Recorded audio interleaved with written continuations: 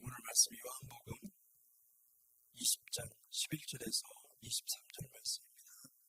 요한복음 20장 11절에서 23절 말씀입니다. 함께 찾으신 줄 알고 23절까지 11절에서 23절까지 교독하겠습니다. 마리아는 무덤 밖에 서서 울고 있더니 울면서 구부려 무덤 안을 들여다보니 흰 옷 입은 두 천사가 예수의 시체에 뉘었던 곳에 하나는 머리편에 하나는 발편에 앉았더라. 천사들이 이르되 여자야 어찌하여 우느냐 이르되 사람들이 내 주님을 옮겨다가 어디 두었는지 내가 알지 못하니이다. 이 말을 하고 뒤를 돌이켜 예수께서 서 계신 것을 보았으나 예수신 줄은 알지 못하더라. 예수께서 이르시되 여자여 어찌하여 울며 누구를 찾느냐 하시니 마리아는 그가 동산지기인 줄 알고 이르되 주여 당신이 옮겼거든 어디 두었는지 내게 이르소서 그리하면 내가 가져가리이다. 예수께서 마리아야 하시거늘 마리아가 돌이켜 히브리 말로 라보니 하니 이는 선생님이라 하는 말이라. 예수께서 이르시되 나를 붙들지 말라. 내가 아직 아버지께로 올라가지 아니하노라. 너는 내 형제들에게 가서 이르되 내가 내 아버지 곧 너희 아버지 내 하나님 곧 너희 하나님께로 올라간다 하라 하시니 막달라 마리아가 가서 제자들에게 내가 주를 보았다 하고 또 주께서 자기에게 이렇게 말씀하셨다 이르니라. 이날 곧 안식 후 첫날 저녁 때에 제자들이 유대인들을 두려워하여 모인 곳에 문들을 닫았더니 예수께서 오사 그 가운데 서서 이르시되 너희에게 평강이 있을지어다. 이 말씀을 하시고 손과 옆구리를 보이시니 제자들이 주를 보고 기뻐하더라. 예수께서 또 이르시되 너희에게 평강이 있을지어다. 아버지께서 나를 보내신 것 같이 나도 너희를 보내노라. 이 말씀을 하시고 그들을 향하사 숨을 내쉬며 이르시되 성령을 받으라. 너희가 누구의 죄든지 사하면 사해질 것이요 누구의 죄든지 그대로 두면 그대로 있으리라 하시니라. 23절까지 함께 같이 살펴보겠습니다.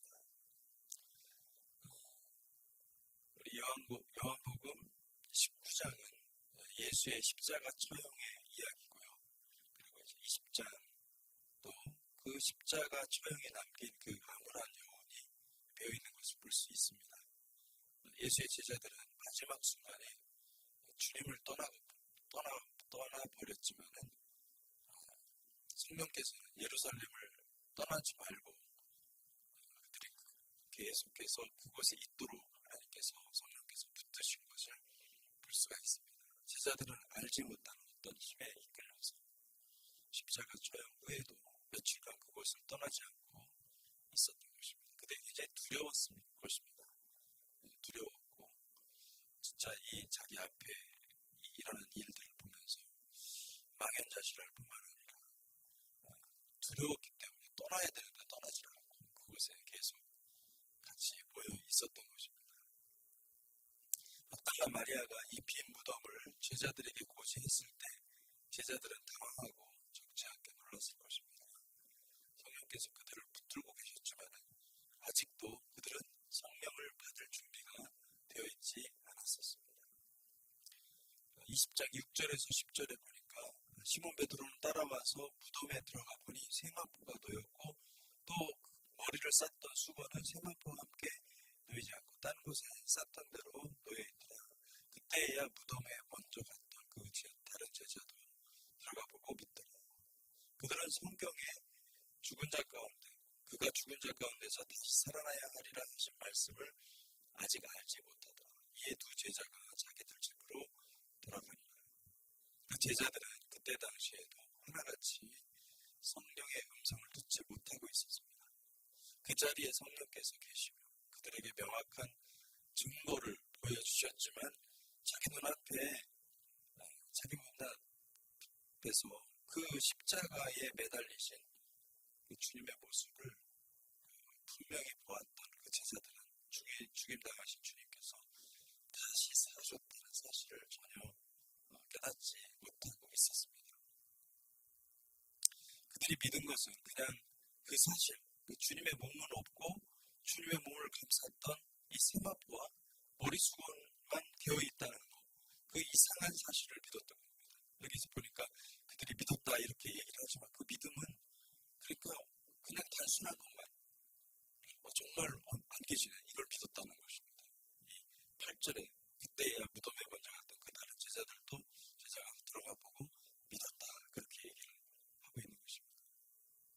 그만큼 사람들의 의식 속에는 예수 시대 당시에 그 보통 사람들의 의식 속에 부활은 불가능한 일이고 그들이 생각하는 이 메시아의 킹덤도 단지 이스라엘이 온 땅을 다스리는 가장 강력한 왕국으로부터서는 지극히 인간적인 이데올로기였다는 것을 알 수가 있습니다. 그러니까 그들이 믿은 것은 주님께서 부활이 있을 것이다. 또 3일 만에 내가 다시 살아날 것이다. 이런 말씀을 하셨었지 않습니까? 제자들한테. 근데 그렇게 그들은 그것이 무슨 뜻인지도 몰랐던 거예요. 왜냐하면 자기들의 이 선입견이 있고 자기들의 그 인간적인 이데올로기에 꽉차 있는 사람들은 무슨 말을 해도 들어오지가 않는 거죠. 그 구약 성경에는 여러분 부활이라는 단어나 개념이 명시적으로 또 교리적으로 우리가 모두가 알게끔 나오지 않은 상태고 그리고 아브라함과 족장들과 모세와 다윗 왕과 모든 선조들은요 다 그들의 열조로 돌아가거나 수월로 내려가는 그런 표현들이 있습니다. 그러니까 이 부활이라는 것은 다시 살아난다. 그리고 주님이 영원한 생명이다, 생명이다, 생명이라고 말을 할 때도 무슨 말을 하는지 몰랐던 거죠. 왜냐하면 그들에게는 그것이 경험된 사실도 아니고 그리고 주님이 하신 말씀들은 도무지 이해가 안 되는 거죠. 그게 어떤 것들을 우리가 이 개념이라는 것도요. 내가 경험한 후에 그 개념이 명확해지는 거지. 그 경험하기 전에는 그게 뭔지 말을 해도 뭔지 모릅니다. 사람들은. 그렇게 굉장히 중요한 겁니다. 그 사람들은 이 사람들을 속일 때 이 프레임을 짜서 속이지 않습니까? 이 프레임 언어를 먼저 만들어 놓고 그걸 딱 얘기를 하면은 그걸 자꾸 생각을 해요. 그게 뭔지도 모르고. 그게 참 무서운 것이죠. 그러므로 그들의 의식이 이런 어떤 인간적인 그 이데올로기에 뿌리를 두고 있었기 때문에 주님이 부활에 대해서 분명히 언급했는데 그럼에도 불구하고 그 주님의 말씀을 있는 그대로 믿지 않았던 것입니다. 마르다와 마리아의 그 형제 있잖아요. 그 주님께서 가셔서 죽었던 그 형제를 살리셨어요. 나사로를 살리셨어요. 근데 그때 그 과정에서도 보면은 마르다 마리아 다 보고 믿지 못했던 거죠. 하나도 믿을 수가 없었던 거예요. 그 말이. 마지막 때는 주께서 살릴 줄 믿습니다. 이렇게 이 정도가 다인 거예요. 정말로 주님께서 죽음에서 살아난다는 것은 꿈에라도 있을 수 없었던 일이었고 아무도 세상에 경험돼 본 적이 없는 그 죽은 사람이 살아나는 어떤 하나님의 말씀으로 살아나는 걸 한 번도 본 적이 없거든요. 그러니 이 부활에 대해서 그들은 전혀 믿지 못하고 있다는 것을 알 수 있습니다. 오늘날도 마찬가지입니다. 오늘날도 인간의 의식을 지배하는 이데올로기, 인본주의 사상에는 부활이라는 게 없습니다. 부활신앙은 존재하지 않습니다. 이 세상은 죽음이 지배하고 있는 것을 그들은 인정하고 있는 것이죠. 인본주의 사상에서 신은 무엇입니까? 인간입니다. 인간, 자기 자신. 왜냐하면 죽음이 세상을 지배하기 때문에 물론 화재, 지금 이 세상에서 누릴 수 있는 행복과 그 이상 사회를 만들어야 된다는 거예요. 그게 전부예요. 그러니까 내 개인의 행복도 이상이고 그것보다 더 고차원적인 행복이라고 하는 것은 무엇이냐면 우리 사회가 연대해서 이 개인을 넘어서 이 공동체가 공평하고 정의로운 사회를 만들 수 있다라고 생각을 합니다. 사람들이. 그런데 그렇게 될까요? 안 됩니다. 그건 될 수가 없습니다. 왜냐하면 인간의 죄 문제가 해결이 되지 않으면 그거는 있을 수가 없습니다. 불가능합니다. 내가 우리가 다 죄인이라는 것을 고백하고 인정하고 주님 앞에서 깨끗해져도 우리는 주님 앞에 깨끗해져도 우리는 죄인인데 우리 자체가 죄인인데 어떻게 그게 가능합니까? 불가능한 거죠. 그러나 주님이 임하시면 주님께서 부활의 몸으로 임하실 때 많은 성도들이 함께 임한다고 그랬거든요. 그때는 모든 것이 해결된 사람들이에요. 부활의 몸을 입은 이미 생명에 이른 사람들이 오기 때문에 그때는 이 온 사회가 이 죄가 있지만은 하나님께서 치유하시고 회복하시는 그것이 가능하다는 것입니다. 하나님 나라가 그렇게 임하는 것이지 이게 우리가 어떤 것들을 만들 수 있다, 어떤 것들을 이룰 수 있다, 다 헛된 것이죠. 근데 사탄은 그렇게 우리에게 계속해서 우리에게 그 공허한 상상 가운데 계속 집어넣는 거예요. 여러분 이것이 미혹인 것을 여러분들이 잘 기억해 두시기 바랍니다. 아멘. 그래서 그들의 사상은요, 인색이 전부입니다. 인본주의죠. 그들의 사상으로는 죽음을 극복하지 못하고 인간을 버려진 존재, 던져진 존재, 그리고 자아실현과 자기 발현 그런 것이 전부입니다. 그리고 또 그것이 만약에 그것을 넘어서서 공평한 사회, 구조를 만들어서 연대를 짜서 공평한 세상, 정의로운 세상을 만들 수 있다.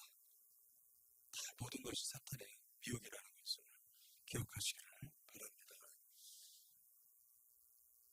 예수 시대 사람들이나 지금 오늘날 현대 포스트 모던 사상을 논하는 모든 인본주의 사상가들 속에 있는 그 공통적인 생각은 이 부활이 없다는 것입니다.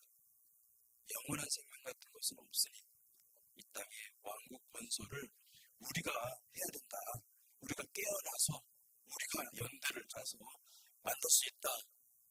우리가 권력을 제대로 만들어서 취해서 분배가 제대로 되는 그런 사회를 만들면 행복하게 살 수 있다라고 생각을 하는데 그런 생각을 하는 사람들은요 하나님과 신앙이라는 것은 단지 종교적으로 결집해서 연대를 구성하고 인본주의 이데올로기를 깔고 확장하는 수단에 불과합니다. 하나님 믿는 그 신앙 교묘하게 그 속으로 들어와서 자기 이데올로기를 깔고 그리고 그렇게 살아가는 사람들이 목사님들, 교수님들이 굉장히 많다는 것을 여러분들이 아셔야 됩니다. 사랑하는 성도 여러분, 성경은 이런 것을 흑암이라고 부르는 것입니다. 흑암은 하나님이 잠깐 동안 심판하기 위해서 허락해 두는 겁니다. 그들에게 빛이 없으므로 모든 만물을 창조하신 참된 빛이신 창조주 하나님을 인식하지 못하는 것입니다. 그들은 자기들의 그 미사여고 현란한 개념으로 사람들을 가장 아름답게 미혹하는 거짓 사상을 만들어 수많은 사람들을 흑암의 영역에 가둬두는 것입니다. 여러분 여기서 벗어나시기를 주님의 이름으로 축복합니다. 어떻게 벗어날 수가 있을까? 사실은 바울도 이 인간 이데올로기, 인본주의 이데올로기에 꽉 섭섭했던 사람이에요. 율법에 사로잡혀서. 율법을 지키는 것은 문제가 안 되죠. 그런데 율법이 이데올로기에 가두는 거예요. 율법이 이데올로기에 뭔가 우상이 되는 거죠. 율법이 하나님이 되는 거죠. 그렇게 되니까 어떻게 됩니까? 하나님께서 거기에 놀랍게 주님께서 다메섹에서 만나셔서 그의 비늘을 베끼잖아요. 이 눈에 있는 그 붙어 있었던 그 비늘을 벗기시는 것을 볼 수가 있습니다. 그렇게 영적으로 두꺼운 비늘이 덮이는 거예요. 현대인들도 부활을 믿지 않는 것은 예수 시대 제자들과 다름이 없습니다. 현대인들에게 부활 생명은 개념일 뿐이죠. 신학자들도 부활을 얘기하는데 그들은 부활이 뭔지 모릅니다. 제가 깜짝 놀랐습니다. 부활은 아직 경험적으로 성취 안 된 것이고 우리에게는 약속으로 주어진 것이기 때문에 부활은 믿음을 통해서만이 우리가 경험할 수 있는 약속의 말씀입니다. 여러분 부활을 믿으시기를 축복합니다. 아멘. 주님이 주신 믿음은 이 우리의 존재가 영생을 향해 서도록 우리를 붙잡아 줍니다. 우리가 정말로 부활을 믿고 있으면 우리는 겉사람의 요구와 겉사람의 생각이 얼마나 거짓된 것인지 알기 때문에 다시는 겉사람의 생각과 겉사람의 감정에 우리의 존재를 맡기지 않습니다. 부활신앙은 우리를 하나님의 임재 가운데로 끌고 가고 우리가 서 있는 땅이 올람 하재가 아니라 올람 하바 위에 서 있게 하시는 것이 바로 부활신앙이라는 거죠. 우리의 겉사람은 우리를 음부로 데려가고 우리의 속사람은 하늘로 우리를 올라가게 하는 것입니다. 여러분 성령으로 난 자들은 위의 것을 바라보고 하늘을 추구하는 거룩한 삶이 될 줄로 믿습니다. 아멘. 무덤에 가보니까 예수님이 없는 거예요. 예수님의 시신이 없었습니다. 대신에 그 예수의 시신을 감쌌던 세마포와 그리고 머리수건만 있었어요. 아마 막달라 마리아와 제자들이 굉장히 어리둥절했을 거예요. 그들이 당황하고 누가 이게 도대체 어떻게 된 일인가. 아마 그때 주님이 부활하셨다는 생각을 미처 못한 겁니다. 왜냐하면 그들은 아예 그것을 믿지 못했기 때문에 예수님께서 분명히 말씀하셨는데도 믿지 않았기 때문에 그것을 그냥 다 흘려들은 거죠. 개념이 없었어요. 부활한다는 것 자체가 있을 수 없다고 믿고 있었기 때문에. 자, 그런데 그들이 빈 무덤을 발견한 거예요. 빈 무덤을 발견한 것은 무슨 의미가 있는가? 그들이 가서 보니까 이 죽음이라는 현실, 그들의 앞에 있는 것은 예수님의 죽음인데, 자기들의 스승의 죽음인데 그 죽음의 현실을 보려고 어떻게든 그 현실적으로 예수님의 시신을 갖다가 장례를 잘 치르려고 한 겁니다. 그래서 갔던데 없어요. 그 무덤이 비어 있어요. 없어요. 이 사실은 굉장히 큰 충격이죠. 그들에게는 이건 당황스러운 일이지만 사실은 그 빈 무덤이 주는 메시지가 있는 거예요. 굉장히 큰 메시지가 있는 거예요. 죽음이 그렇게 공허하다라는 거예요. 죽음이라는 것을 한 번도 우리는요, 죽음이라는 것을 단 한 번도 그렇게 생각을 해본 적이 없는 거예요. 죽음은 필연적인 것이고, 죽음은 끝이고, 죽으면 우리에게는 모두에게 임하는 것이기 때문에 어쩔 수가 없는 거예요. 인간의 힘으로서는 절망이죠. 죽음 앞에서 누구 장사가 없는 거죠. 그런데 죽음의 현실을 딱 맞닥 들어보니까 공허한 거예요. 아무것도 없구나. 죽음이 아무것도 아니구나. 죽음은 끝났구나. 죽음이 끝장나고 죽음이 죽었구나 라는 것을 선포하는 것이 바로 그 빈 무덤의 메시지가 있는 것입니다.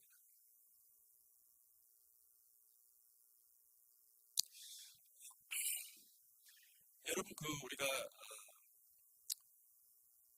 6월절을 무교절이라고 하지 않습니까? 6월절을 무교절이라고 하지 않습니까? 이 무교절이 무슨 뜻입니까? 무교절이 무교병을 먹는 거거든요. 무교병을 먹는 것입니다. 이 무교병을 먹는 동안에 사실은 이 무교병이 여러분 무교병이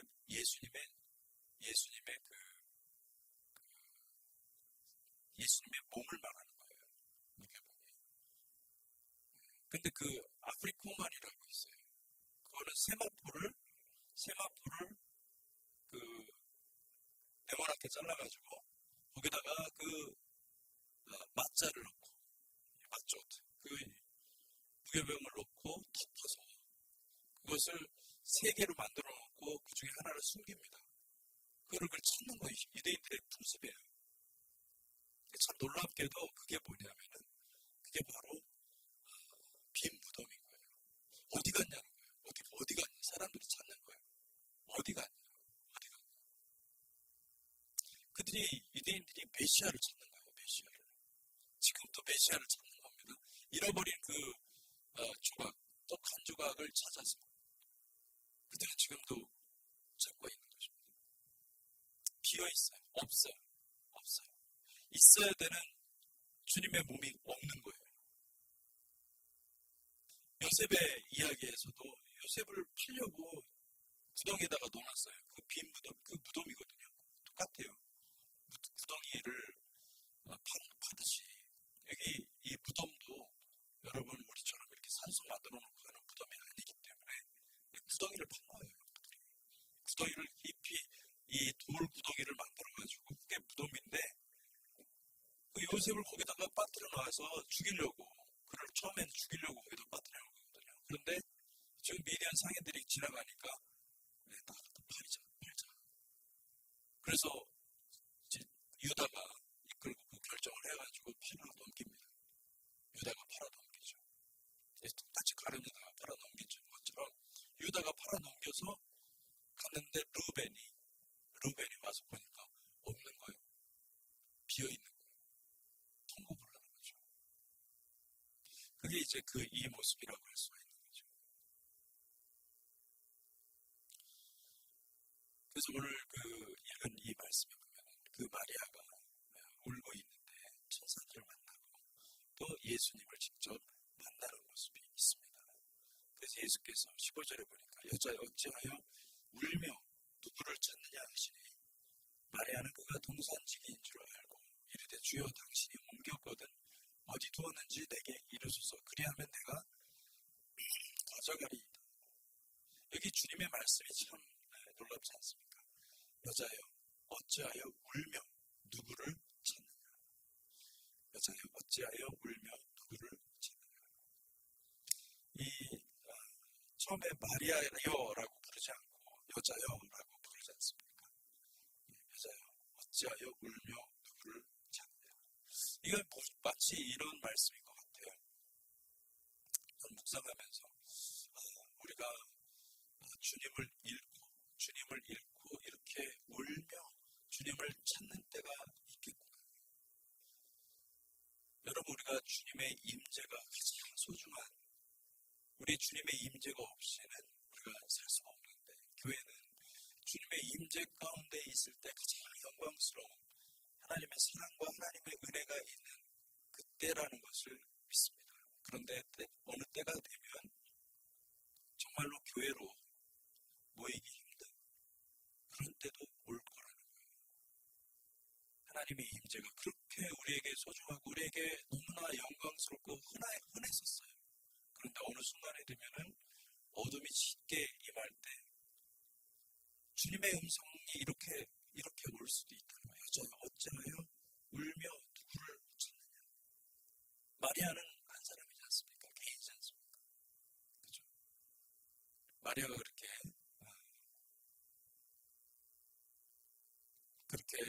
찾고 있을 때 주님께서 16절에 보니까 마리아야 부르시는 것을 볼 수가 있습니다. 17절 말씀 예수께서 이르시되 나를 붙들지 말라 내가 아직 아버지께로 올라가지 아니하리라. 너는 내 형제들에게 가서 이르되 내가 내 아버지 곧 너희 아버지 내 하나님 곧 너희 하나님께로 올라간다 하라 하시니. 이게 사실은 굉장히 중요한 말씀인데요. 첫째로 나를 붙들지 말라 내가 아직 아버지께로 올라가지 아니하리라. 이 이야기는 뭐냐면 주님께서 방금 그러니까 주님께서 부활하셔서 하나님의 놀라운 능력으로 하나님께서 주님을 다시 살리셔서 일어났는데 아버지께 가야 돼요. 이게 뭐냐면은 제자들에게 이미 말씀했거든요. 내가 어디로 간다는 걸 얘기한 겁니다. 내가 아버지께서는 나를 영화롭게 하사. 다시 말하면 내가 아버지께를 영화롭게 하는 것은 아버지를 영화롭게 하는 것은 내가 십자가에 죽는 이 마지막 순종을 하는 것이 아버지를 영화롭게 하는 것이고요. 아버지께서 나를 영화롭게 하시는 것은 무엇이냐면 내가 아버지의 영광으로 다시 아버지의 영광 가운데 다시 들어가는 것이거든요. 그러니까 지금 올라가는 일이 가장 이게 사실은 주님의 목표고 주님이 하셔야 되는 일인 것이죠. 그 아버지께 내가 올라가야 돼요. 그래야 완성이 되는 것이죠. 내가 아직 아버지께로 올라가지 않으라. 너는 내 형제들에게 가서 이르되 내가 내 아버지고 너희 아버지. 여기서 놀라운 말씀은 뭐냐면 내 아버지라고 했지만 내 아버지 누굽니까? 하나님이잖아요. 근데 너희 아버지라고 얘기를 하는 분입니다. 너희 아버지. 이제는 너희 아버지다. 왜요? 내가 갔으니까 완성이 됐거든. 이제는 너희도 아버지께로 올 수 있다 얘기를 하는 거거든요. 너희 아버지, 내 하나님, 곧 너희 하나님께로 올라간다 하라. 이제 너희는 이제 하나님을 아버지라고 부를 수 있고 아버지가 되었고 하나님을 이제 마음껏 누릴 수 있는 존재가 되었다. 그러니 그 하나님께로 올라간다 라고 하라. 그러면 그들이 알게 된다. 알 것이다. 얘기를 하고 있는 것입니다. 그리고 주님께서 19절에 보니까 제자들에게 나타나십니다. 안식 후 첫날 저녁 때 이제 이게 안식 후 첫날 그러니까 새벽에 일어난 일이지 않습니까? 그런데 안식 후 첫날 저녁 때에 제자들이 유대인들을 두려워하여 모인 곳에 문을 닫았더니 예수께서 오사 그 가운데 서서 이르시되 너희에게 평강이 있을지어다. 문을 꽉 닫았는데 예수님께서 들어오신 겁니다. 그게 불가능한 거죠. 그렇죠? 불가능한 건데 어떻게 가능합니까? 그럼 이 부활의 몸을 우리가 생각할 때 이 벽을 통과하시는 놀라운 은혜. 이 벽이 아무런 이 물리적인 어떤 법칙을 초월해서 존재하는 육체인 거예요. 완전한 육체, 거룩한 육체인 거예요. 하나님의 새롭게 영원한 생명의 육체를 얻으신 그 주님의 영광은요 놀라운 거죠. 예수께서 오사 가운데 서서 이르시되 너희에게 평강이 있을지어다. 샬롬이라고 얘기한 겁니다. 샬롬.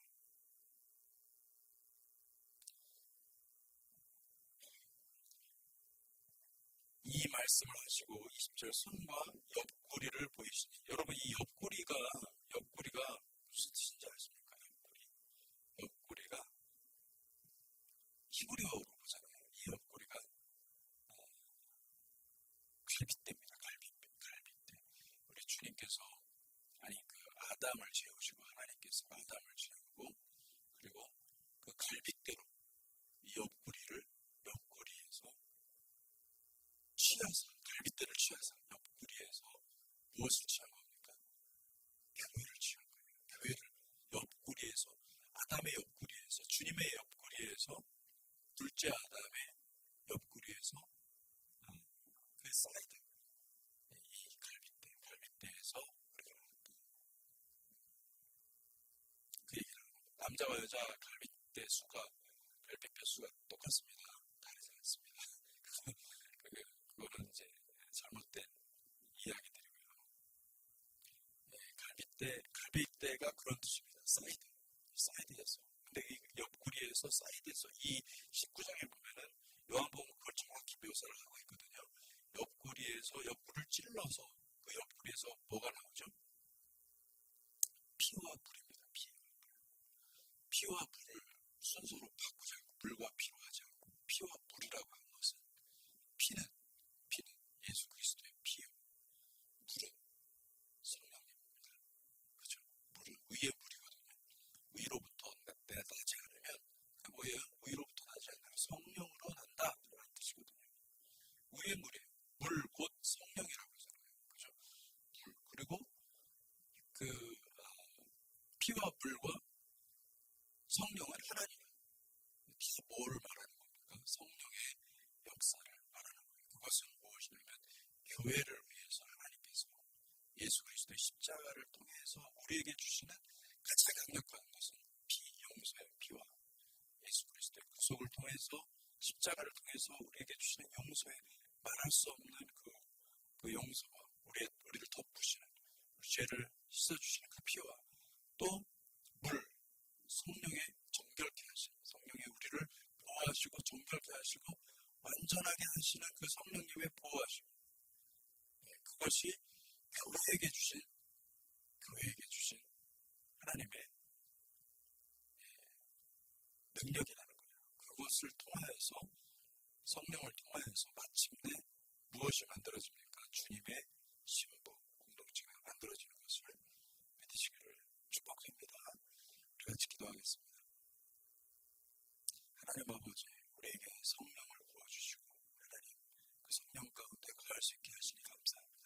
지금도 우리가 성령님을 부르시며 주님의 예수 그리스도의 피와 물과 성령을 의지하여 나아갈 수 있게 하시니 감사합니다. 주님, 우리가 주님의 나라를 계속해서 구하는 복된 백성들 삼아 주시옵소서. 예수 그리스도의 이름으로 기도했습니다.